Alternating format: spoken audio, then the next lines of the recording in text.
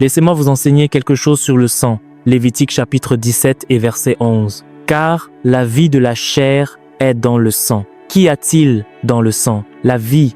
Voyez les choses ainsi. Quand vous tenez votre carte bancaire, qu'y a-t-il dans votre distributeur automatique? Vous voyez, il y a quelque chose qui est capturé dans votre carte bancaire et c'est de l'argent. Le sang de n'importe quelle créature porte la vie de cette créature, pas seulement le sang de Jésus. Le sang d'une chèvre est l'endroit où coule la vie d'une chèvre. Le sang d'un humain est l'endroit où coule sa vie humaine. Il y a une relation entre le sang et la vie. Le sang représente la vie. Écrivez-le s'il vous plaît. Le sang représente la vie. C'est la première information rapide que je veux que vous sachiez sur le sang. Et cette vie se décline en niveaux.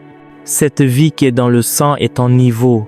Maintenant, la deuxième chose que je veux que vous sachiez sur le sang, d'après les Écritures, le sang a toujours été utilisé comme une rançon. Écrivez le mot rançon, c'est un mot très puissant. Vous savez ce qu'est une rançon? Écoutez ici.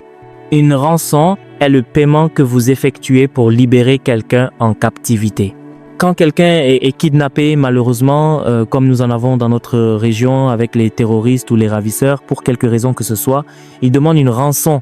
Cet argent, ce pouvoir d'achat que vous apportez pour leur donner afin qu'ils libèrent le captif, se trouve dans le sang. Ainsi, le sang est une monnaie dans le royaume de l'esprit, de la même manière que le naira, les dollars et les euros le sont dans le domaine physique. Le naira est en réalité un instrument de règlement et d'achat. Dans le royaume de l'esprit, vous pouvez utiliser le sang comme vous utilisez l'argent pour acheter des choses. Cela s'appelle la rédemption. Quand vous rachetez une chose, vous la rachetez pour la récupérer. Premièrement, racheter signifie compenser un manquement. L'idée de rédemption parle de compensation, un système de compensation pour un manquement. Deuxièmement, racheter signifie aussi reprendre possession. Le sang a le pouvoir d'achat. Le sang a le pouvoir d'apaisement. Il peut mettre fin au contentieux. Le système légal de l'esprit. Pourquoi est-ce que je vous enseigne sur le sang avant que nous prenions la communion? Proverbe 26 et verset 2 est une loi spirituelle très puissante et profonde. S'il vous plaît, regardez et lisez-le aussi fort que vous le pouvez. Comme l'oiseau s'échappe, comme l'hirondelle s'envole, ainsi la malédiction sans cause n'a point d'effet. Savez-vous ce que cela signifie? Cela signifie que chaque fois qu'une malédiction ou n'importe quel type de chose démoniaque survient, s'il n'y a pas de base légale, cela ne fonctionnera pas. Donc, le fait que cela fonctionne signifie qu'il y a une cause, car une malédiction sans cause n'a point d'effet. Maintenant, écoutez-moi, aussi puissant que soit le nom de Jésus lorsqu'il s'agit de traiter des questions de légalité dans l'esprit, écoutez très attentivement. Il est vrai que la parole de Dieu est puissante, il est vrai que le nom est puissant, mais il y a un système légal dans le royaume de l'esprit. Je vous ai dit ici que la rançon signifie le paiement pour obtenir la paix à cause d'un manquement. Il faut le sang. Quand l'homme est tombé, nous avons volontairement cédé notre autorité, nous avons volontairement donné nos vies et nous nous sommes volontairement soumis à l'influence de Satan. Il est devenu le Dieu de ce monde, le prince de la puissance de l'air, l'esprit qui agit maintenant dans les fils de la désobéissance. Je vous ai enseigné dans les séries précédentes que beaucoup de nos précieux ancêtres, beaucoup d'entre eux par ignorance, ont légitimement invité Satan. Par des médiums et des prêtres, ils sont entrés dans des alliances cherchant l'aide du royaume de l'esprit, sachant qu'un corps sans esprit est mort. Parce qu'ils ne connaissaient pas le seul vrai Dieu, Satan, se faisant passer pour Dieu, est venu et les a trompés, et la plupart d'entre eux ont volontairement tout remis entre ses mains. J'espère que vous savez, comme je vous l'ai enseigné la semaine dernière, que le sang qui est en vous maintenant est plus vieux que vous, à moins que vous ne croyiez pas à la biologie. C'est à cause de ce sang que vous êtes venus au monde. Le sang était déjà là pour que vous puissiez arriver. Est-ce vrai? Sans ce sang, vous ne seriez pas nés. Par le péché d'un seul homme, puis par le moyen de la reproduction par le sang, la signature du péché a continué à se multiplier.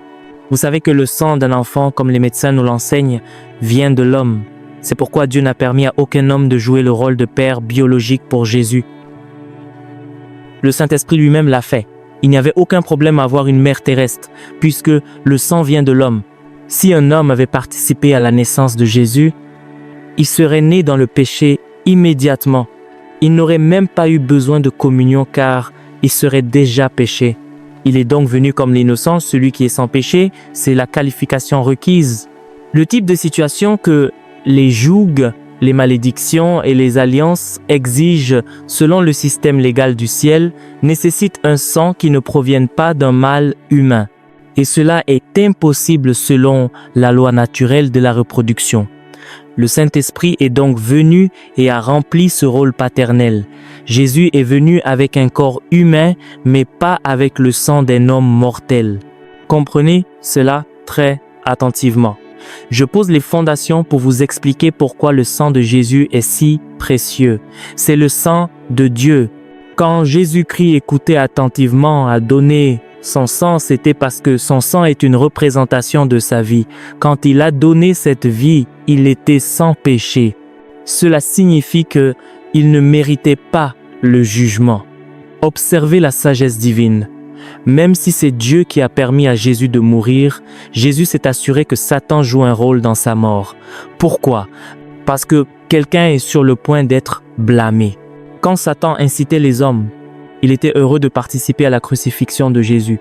Bien sûr, Satan ne pouvait pas le tuer directement, mais il a agi à travers la chair pour le crucifier.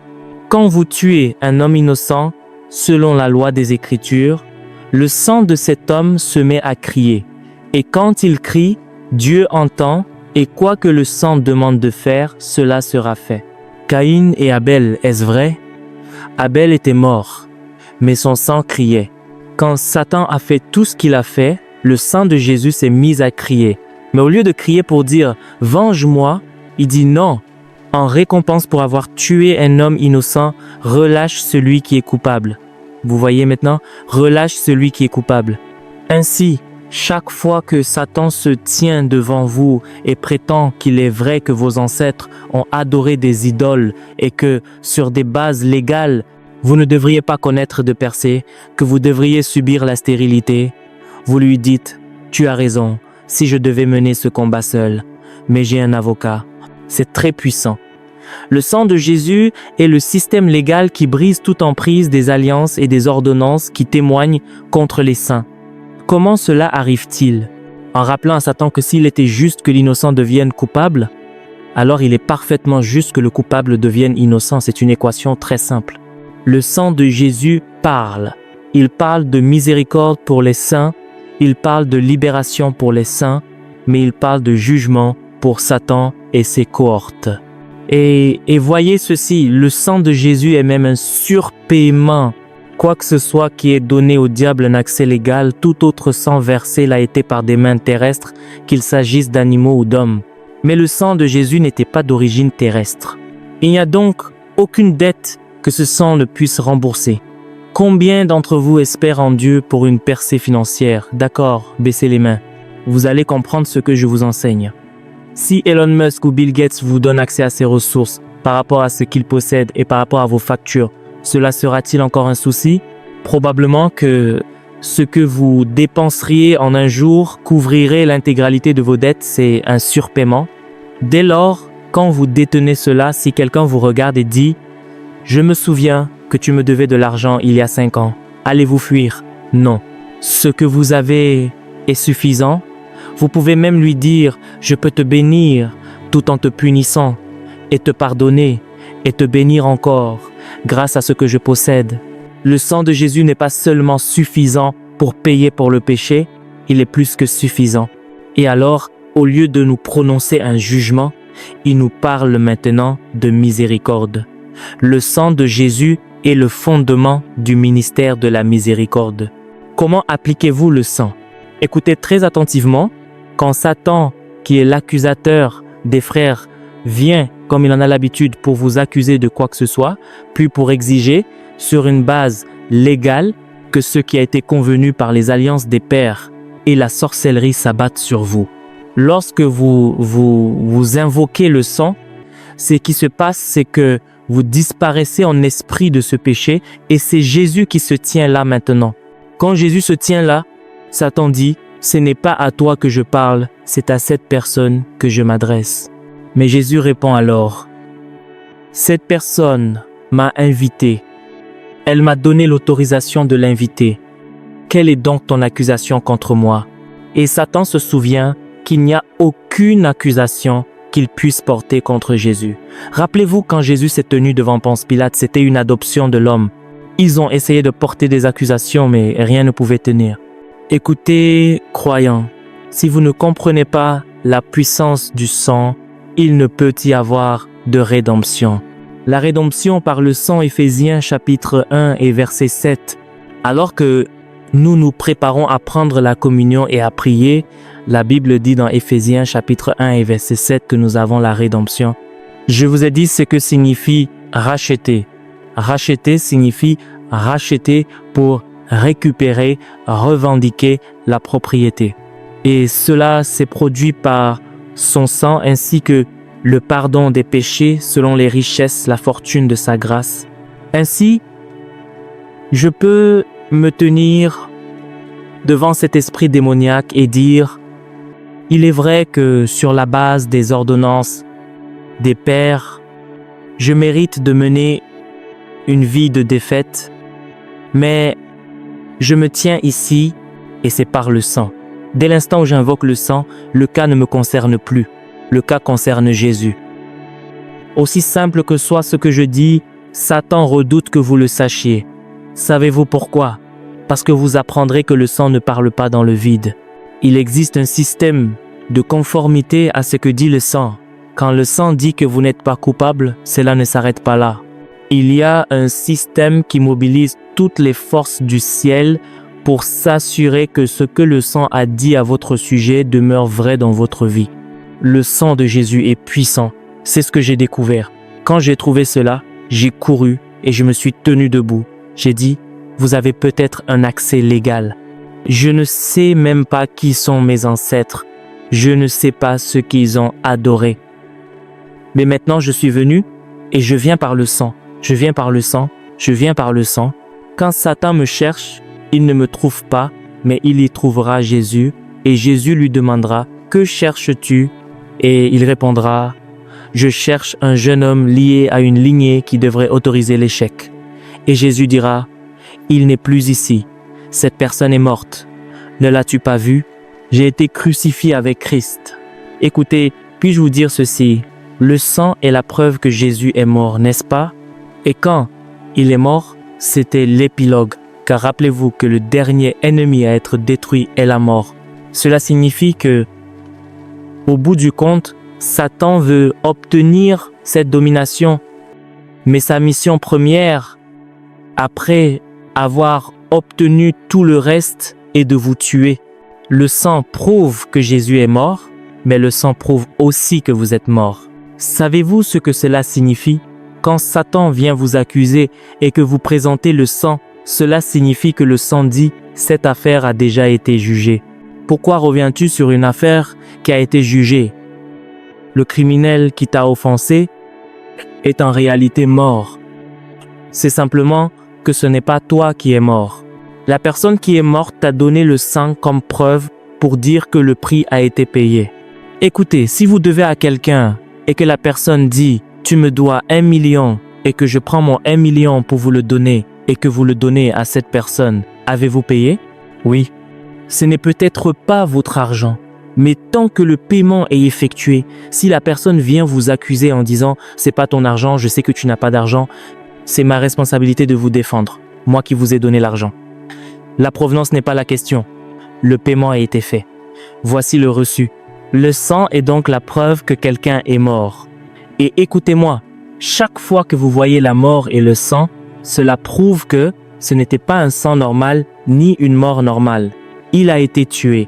Les services de renseignement arrivent et lorsqu'ils enquêtent et voient un cadavre, dès qu'ils voient du sang, il s'agit très probablement d'un meurtre, quelqu'un l'a tué. Une mort naturelle ne ferait pas sortir le sang aussi facilement. Le sang de Jésus n'est pas seulement la preuve qu'il est mort, c'est la preuve qu'il a été tué. La question est qui l'a tué?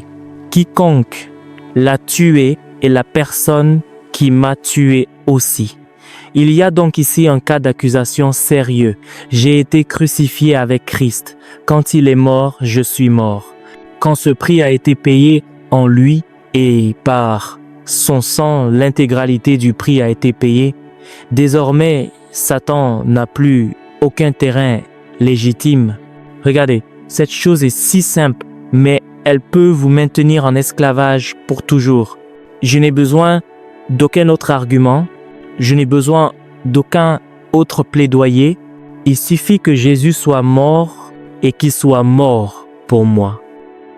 Si ces enseignements vous bénissent et vous édifient, vous pouvez soutenir cette chaîne afin que ce message continue d'atteindre des vies. Vous pouvez envoyer vos contributions au numéro qui s'affiche à l'écran ou nous écrire directement sur WhatsApp pour plus d'informations. Chaque soutien, petit ou grand, nous aide à poursuivre cette œuvre. Que Dieu vous bénisse abondamment.